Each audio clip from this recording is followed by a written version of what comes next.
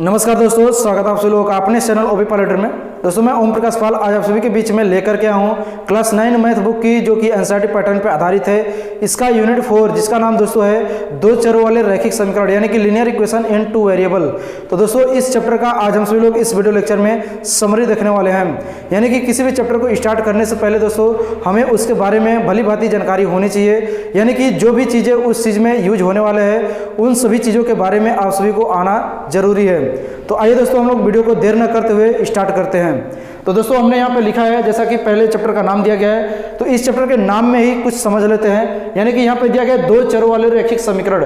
तो सबसे पहले दोस्तों हम समझेंगे कि चर राशि क्या होता है, उसके बाद समझेंगे कि हमारे पास रैखिक क्या होता है, और इसके बाद समझेंगे समीकरण क्या होता है। तो दोस्तों यानी कि चर राशि वो होता है जो कि हम अल्फाबेट यानी कि ए से लेकर के जेड तक यूज करते हैं, जो कि हम क्लास 6 से पढ़ते आते हैं। यानी क्लास 6 के ऊपर जो है कि क्लास 5 तक आप जो है कि अंक गणित पढ़ते हैं, और जहाँ से यानी कि ए से लेकर के जेड तक मिलना शुरू हो जाता है वहाँ से बीज गणित शुरू हो जाता है। और जैसे ही बीज गणित मिलना शुरू होता है वहाँ से आप जो है कि इस एक्सप्रेशन को, इस अल्फाबेट को, इस चर राशि को लेना शुरू कर देते हैं। यानी कि उसके पहले जो चीज़ यूज होता है उससे बोलते हैं अचर। यानी कि अचर मतलब अंक, सिर्फ और सिर्फ जो अंक यूज किया गया था उससे बोलते हैं अचर राशि, और जो हमारे पास अल्फाबेट होता है उससे बोलते हैं चर राशि। तो दोस्तों यानी कि चर राशि है तो यानी कि इसमें दो चर राशि आपका यूज किया जाएगा। यानी कि एक साथ किसी भी समीकरण में आप दो चर राशि लेकर के आप समीकरण को सॉल्व करेंगे। आगे आता है दोस्तों रैखिक। यानी कि रैखिक का मतलब ये चीज होता है कि जो सिर्फ और सिर्फ एक रेखा हो। यानी कि दो चर राशि रहेगा और उन दो चर राशि को लेकर के सिर्फ आप एक रेखा खींच सकते हैं। तो यानी कि जब एक रेखा को खींच सकते हैं तो उसको बोलेंगे हम रैखिक। और बात रही समीकरण दोस्तों, तो समीकरण का मतलब ये होता है कि जिसमें दो पक्ष रहे। यानी कि जैसे शादी विवाह में समीकरण होता है, यानी कि एक लड़के का पक्ष होता है और एक लड़की का पक्ष होता है। यानी कि लड़कियों का पक्ष होता है, लड़कों का पक्ष होता है। यानी कि इसी प्रकार घर के यानी कि फैमिली मेंबर का जो पक्ष होता है, यानी कि जेंट्स पक्ष, लेडीज पक्ष, इस प्रकार से हर एक चीज का जो है कि पक्ष होता है। यानी कि नेगेटिव पक्ष, पॉजिटिव पक्ष। तो इस प्रकार से दोस्तों ये हमारा समीकरण होता है, और इस समीकरण के बीच में दोस्तों हमारा सिंबल संकेत होता है बराबर का। यानी कि आपको एक समीकरण में कोई भी बहुपद आप यूज करें उस बहुपद में आपको बराबर दिखेगा। अगर बराबर दिख रहा है इसका मतलब कि आप समीकरण के साथ चल रहे हैं दोस्तों। तो यानी कि अब यहाँ पे जो है कि इन सभी को अगर मिलाया जाए तो दो चरों वाले रैखिक समीकरण होते हैं। यानी कि जिसमें दो चर रहे और वो एक रैखिक रहे। रैखिक का मतलब कि पावर में पावर सिर्फ और सिर्फ आपका 1 रहे, और समीकरण भी रहे। यानी कि इसमें बायां पक्ष भी रहे, दायां पक्ष भी रहे। तो इस चैप्टर को दोस्तों बोलते हैं दो चर वाले रैखिक समीकरण, यानी कि linear equation in two variable, या फिर linear equation with two variable. यानी कि दो वेरिएबल के साथ कोई लीनियर इक्वेशन होना चाहिए। तो दोस्तों आगे हम जो है कि इसके बारे में कुछ लिखे हैं यहाँ पे। दो चरों के रैखिक समीकरण के अनेक हल होते हैं। यानी कि आपको जो है कि दो चरों के साथ कोई भी समीकरण दिया हो, यानी कि ax + by = c दिया है, तो आप जो है कि यहाँ पर x और y के मान अनेक प्रकार से निकाल सकते हैं। यानी कि x का मान आप अपने से कुछ भी रखेंगे, y का मान ऑटोमेटिक जो है कि मिलता जाएगा। यानी कि 1 रखेंगे, 2 रखेंगे, 3 रखेंगे, 4 रखेंगे, अनंत रखेंगे, तो आपको अनंत जो है कि इसका सॉल्यूशन मिलता चला जाएगा। यानी कह सकते हैं कि दो चरों वाले रैखिक समीकरण का जो कि सॉल्यूशन होता है वो मेनी सॉल्यूशंस, यानी कि अनेक सॉल्यूशंस होते हैं। आगे आता है दोस्तों दो चरों के रैखिक समीकरण का ग्राफ हमेशा सीधा रहता है। यानी कि इसका जब नाम ही है रैखिक, तो रैखिक का मतलब कि एक रेखा सा रहता है। यानी कि दो चरों वाले रैखिक समीकरण का जब भी ग्राफ आप बनाएंगे तो ये ग्राफ और ग्राफ सिर्फ और सिर्फ यानी कि सीधा होता है। तो ये सीधी रूप में प्राप्त होगा। अगर यानी कि इसी को द्विघात रूप में लेते हैं, जैसे कि क्लास 10 में पढ़ते हैं, तो वो जो है कि सीधा नहीं रहेगा बल्कि वो कर्व टाइप लेकर के ऐसे रहता है, तो वो द्विघात बनेगा। लेकिन फिलहाल हमें जो है कि द्विघात के बारे में नहीं पढ़ना है, नहीं समझना है, हमें सिर्फ और सिर्फ रैखिक समझना है दोस्तों। तो रैखिक जो समीकरण होता है उसका ग्राफ हमेशा और हमेशा सीधा होता है। आगे आता है दोस्तों x अक्ष का समीकरण क्या होता है। यानी कि x अक्ष का समीकरण दोस्तों होता है y = 0। यानी कि इसको हम जो है ग्राफ करके बता रहे हैं आपको। यानी कि ये हमारे पास ग्राफ है, जैसा कि आप जो है कि कल वाले वीडियो में देखे हैं। तो ये ग्राफ है, यानी कि यहाँ पे x अक्ष होता है, यहाँ पे x डैश होता है, y अक्ष होता है, y डैश होता है, और यानी कि जहाँ पर ये दोनों एक दूसरे को काटते हैं इस पॉइंट को मूल बिंदु बोलते हैं दोस्तों। तो जब यानी कि ये दोनों एक दूसरे को काटेंगे, यानी कि यहाँ पर तो हो गया हमारे पास 0 0 मूल बिंदु। अब यानी कि हमारा यहाँ पे सवाल क्या है कि x अक्ष का समीकरण, यानी कि x अक्ष का मतलब कि इस x अक्ष पे कोई भी समीकरण क्या हो सकता है।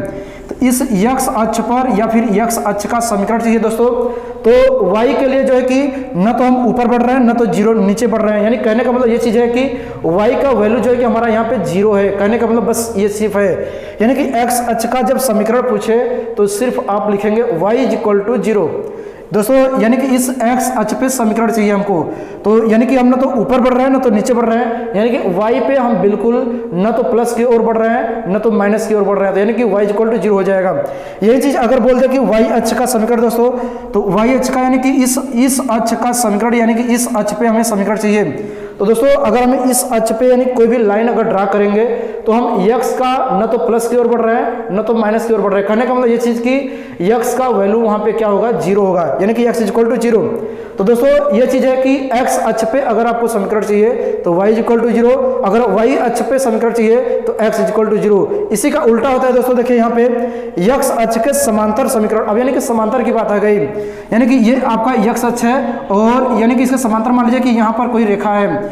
तो दोस्तों यहाँ पर क्या होता है कि ये सिर्फ और सिर्फ दूरी क्या दिया है, y, यानी कि ये y दूरी है, या तो प्लस हो सकता है, अगर नीचे आएंगे तो माइनस हो सकता है, लेकिन जो x वाला है, x जो है कि अपना वही रहेगा, यानी कि 0 का 0 ही रहेगा, वो ना तो इधर जा रहा है ना तो इधर जा रहा है। यानी कि दोस्तों देखिए यहाँ पे ये आपका सिर्फ और सिर्फ समांतर रूप लेते हैं। तो इस समांतर कंडीशन में आपको x अक्ष के समांतर समीकरण y = 0 लेंगे, अगर सॉरी x अक्ष के समांतर x ही 0 लेंगे, y अक्ष के समांतर y को ही 0 लेंगे। यानी कि समांतर क्या होता है और अगर उसी अक्ष पे पूछे तब क्या होता है समीकरण, इस चीज को आप थोड़ा सा अच्छे से समझ लीजिएगा। यानी कि अगर अक्ष पे पूछे तो उल्टा बताएंगे, अगर समांतर पूछे तो आप सीधा बताएंगे, लेकिन 0 ही बताएंगे दोस्तों। इसके आगे आता है दोस्तों y = mx प्रकार का समीकरण। यह व्यक्त करता है कि रेखा मूल बिंदु से जाती है। कहने का मतलब ये चीज की मूल बिंदु आपको पता है कि x0 y0, यानी कि दोनों का 0 0 निर्देशांक होता है। अगर y = mx है और m जो है कि यहाँ पे किसी भी संख्या को आप ले सकते हैं। कहने का मतलब कि अगर आपको कोई भी समीकरण इस प्रकार से दिया है दोस्तों, यानी कि मान लीजिए कि y बराबर जो है कि 4x दिया है, यानी कि सिर्फ और सिर्फ इसमें x और y दोनों चर राशि वाले जो है कि टर्म दिए हैं, अचर पद वाला टर्म नहीं दिया है, तो आप जब भी इसका ग्राफ आप इस ग्राफ पे बनाएंगे तो वह हमेशा और हमेशा जो है कि इस मूल बिंदु से होकर के ही जाएगा। आप कैसे भी बनाओ, लेकिन इसका जो ग्राफ बनेगा वो हमेशा और हमेशा इस मूल बिंदु को टच करके ही जाएगा। यानी कि ये कब होता है दोस्तों, जब आपके पास अचर पद न दिया गया हो, सिर्फ x और y यानी कि दोनों चर राशि वाला पद दिया गया हो। और इसी का उल्टा दोस्तों आता है आगे y = mx + c, जहाँ पे c आपका अचर पद है। अगर अचर पद दे दे दोस्तों तो इसका ग्राफ कभी भी जो है कि इस मूल बिंदु को टच नहीं कर सकता है। यानी कहने का मतलब ये चीज की आपका ये ग्राफ है और जो है कि y = आप 2x + 3 लिखते हैं, तो इसका ग्राफ जब भी आप बनाएंगे, चाहे जो भी ग्राफ आप बनाए, लेकिन इस बिंदु को टच नहीं करेगा। ये ऐसे जा सकता है, ऐसे जा सकता है, ऐसे जा सकता है, ऐसे जा सकता है, ऐसे जा सकता है, ऐसे जा सकता है, लेकिन इस मूल बिंदु को टच नहीं करने वाला है। कहने का मतलब ये चीज की जब दोनों वेरिएबल के साथ आपको अचर पद दिया गया हो तब जो है कि मूल बिंदु को ग्राफ टच नहीं करेगा, जो भी लाइन आएगा वो टच नहीं करेगा। अगर जो है कि अचर पद न दिया हो तो वह सिर्फ और सिर्फ मूल बिंदु को ही टच करते हुए जाएगा, यानी कि वह मूल बिंदु से होकर जाएगा, और जब अचर पद दिया हो तब मूल बिंदु को टच नहीं करेगा, यानी कि वो कहीं से भी जा सकता है। आगे था दोस्तों ये फ़ारेनहाइट और डिग्री सेल्सियस के बीच में हमारा रिलेशन होता है कि फ़ारेनहाइट = होता है 9/5 फिर सेल्सियस प्लस जो है कि यहाँ पे 32। अब यानी कि यहाँ पे जैसे कि फ़ारेनहाइट अगर दिया तो हम सेल्सियस में मान पता कर सकते हैं, या फिर सेल्सियस में मान दिया तो फ़ारेनहाइट में मान पता कर सकते हैं। तो दोस्तों ये जो हमारे 2 चर वाले रैखिक समीकरण यानी क्लास 9 के हिसाब से था इस चैप्टर में समरी हमने सब बता दिया, और यानी कि इसके बाद जो भी एक्स्ट्रा नॉलेज होगा तो वो जो है कि आपको क्लास 10 में मिलेगा दोस्तों। तो दोस्तों आज का हमारा ये वीडियो सेशन आप सभी को कैसा लगा, मुझे उम्मीद है कि आप सभी लोगों को पसंद आया होगा। अगर पसंद आया हो तो मेरे चैनल को लाइक करें, सब्सक्राइब करें और आगे जरूरतमंद के पास शेयर करें। फिर मिलते हैं दोस्तों अगले वीडियो में इसी प्रकार का वीडियो लेकर के, तब तक के लिए नमस्कार, धन्यवाद, जय हिंद, जय भारत।